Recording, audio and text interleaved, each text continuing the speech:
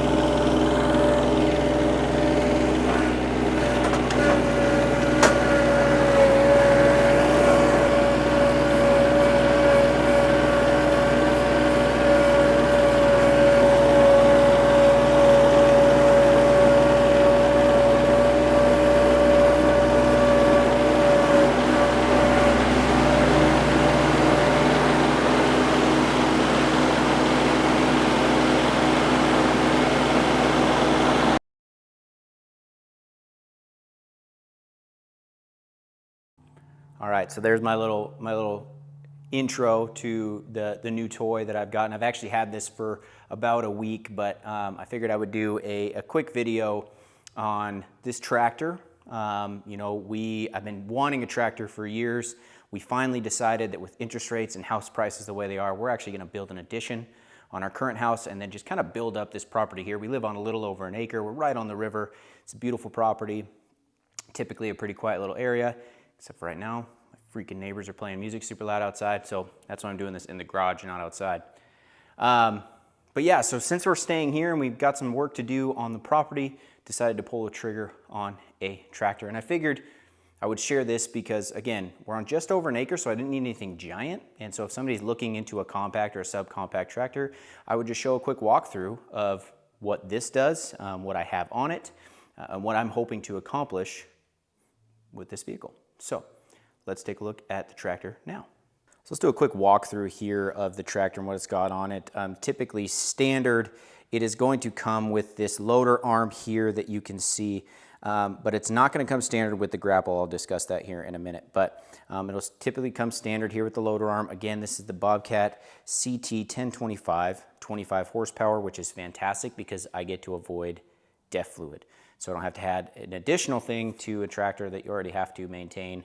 You have hydraulic fluids, oil, all that kind of stuff that you want to make sure you're staying up with grease. So got to avoid DEF, but will come standard with this loader arm. It comes standard obviously with your rollover protection.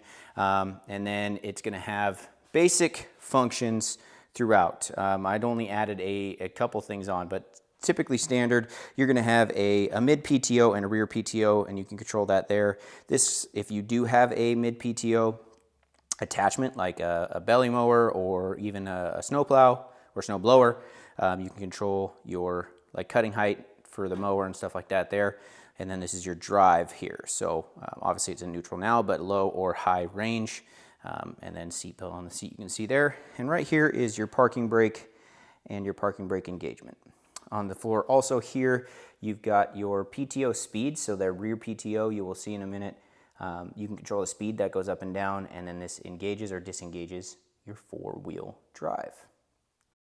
And I probably should have prefaced this in the first one. So if you were sitting on the tractor itself, that was on your left hand or your left side. So coming up, this would be on your right side if you were sitting on the tractor. This is going to be where your hydraulics come in. So this is your hydraulic control. Mine looks a little bit different from stock because it's got these two buttons right here. I have an attachment or something that I added on that I need those. So I'll explain that here in just a moment. But your hydraulic control is going to sit there right on your right hand. Right here, that is your RPM controller. So you can see the turtle and the rabbit right down there at the bottom. That's going to raise or lower the RPMs of your motor. So it's going to help you go faster, slower, whatnot, more power, less power. Then here we have this yellow thing. If you have a belly mower, this will engage. This is your PTO engage. So that's what would start cutting, obviously. And this little handle here, this is what raises and lowers your rear PTO. So right now I have a box blade on the back. It will raise or lower that box blade there.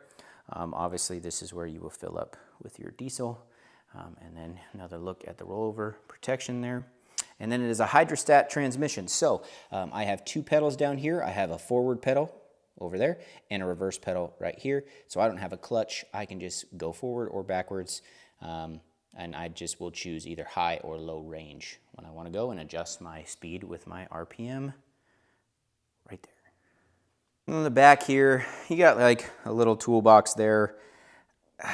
Not real useful, but that held the owner's manual. Then you have your rear PTO. So these are your arms back here that are holding up my box blade here. And then right back there, that fun little thing, right? Focus, nope, focus. Right there, that is your rear PTO. So if you have powered attachments on the back, you would hook it right there. Oh, and I just realized it's got that little thing right there. I didn't realize that. But yeah, so again, it's a small tractor, but it's going to do what I need. Quick little walk through here so you can see. And then we'll go into the attachments that I got for it that I'm going to be utilizing on a regular basis. So what I did was I added this grapple on mostly for moving trees around. So we have a ton of trees on our property and I don't want to have to drag them all down to my burn pile by hand. And so we figured this would be easier. So got this along so I can switch this and the bucket out. So I can use the bucket obviously for moving dirt, moving snow, stuff like that. And then this is going to help me move some trees. But this also needed an additional accessory added on in order to make it work, which is called the third function. Let me show you here. If you come right over here, we'll look right there. That is my third function hydraulic system. So that also was added on to this tractor. It is not factory added, or at least it wasn't on this one.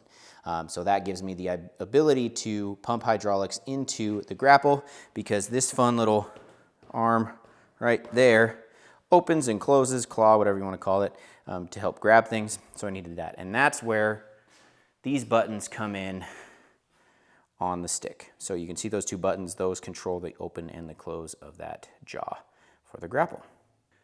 Then the last thing that I added on up to this point was the box blade. So as you can see, box blade right here, it's a 4-foot box blade. It is Bobcat brand. Again, all of this stuff I got before I got the tractor delivered. So I just put it all into the price of the tractor, made financing a whole lot easier.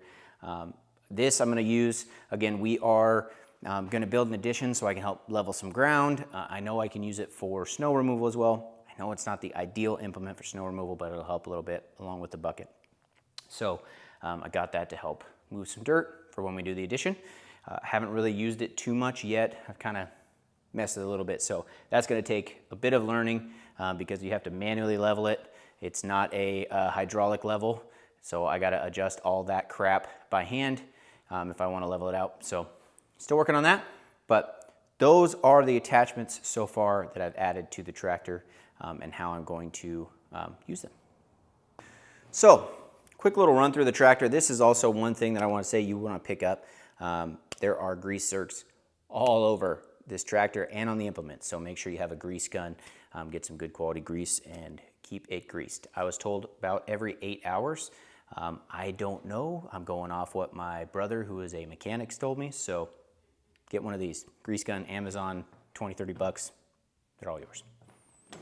I think we covered pretty much everything on the tractor. Again, it's small. The lift capacity, I didn't mention that. It's only about 700 pounds. So I'm not lifting huge stuff. I'm not able to grab pallets of pellets out of my truck or anything like that. But you know, it's going to do the jobs that I need it to do, and it might even be a little bit overkill for me. Again, just over an acre here. We do have some projects that we'll use year round, but I'm also hoping in the wintertime we do get some decent snow. I can maybe help some neighbors clear some driveways, you know, and utilize it for more than just my own needs. So looking forward to that. But a couple things I wanted to request. If you already own a small tractor, what are some of the implements that you use? We're hoping to have a garden. Like I said, there's other projects that I'd like to do and get a little creative with our property here. So what are some of those implements that you use on these smaller tractors? If you have a 25 horsepower tractor, I'd love to hear what you use it for and some of the implements that you've tried on it. If there's implements that you haven't tried and you want to see, let me know. I have access to some rental things. So I'd be happy to go and grab something and give it a shot. Or if you're not necessarily sure if you want to buy a tractor, if you need a tractor and you just need somebody to you know, give you the old nudge to do it, you know, let me know. Just love to hear your guys' thoughts. Again, so far I've really enjoyed it. I know I'm gonna have to do some maintenance on it myself, which I'm again gonna be learning how to do on a tractor. This is my first one, and hopefully gonna bring you guys along with me on that. But appreciate you guys watching. Obviously like, subscribe, notification bell, tell your friends, whatever it is. Check me out on Patreon, Farmtown Father on Patreon as well, doing some cool stuff, trying to give back there as well. So I'm gonna go, we're coming up. I'm gonna look at the manual and figure out how to grease this bad boy up, and then we're gonna go get some more projects done. All right, thanks guys again, appreciate it, and see you another day.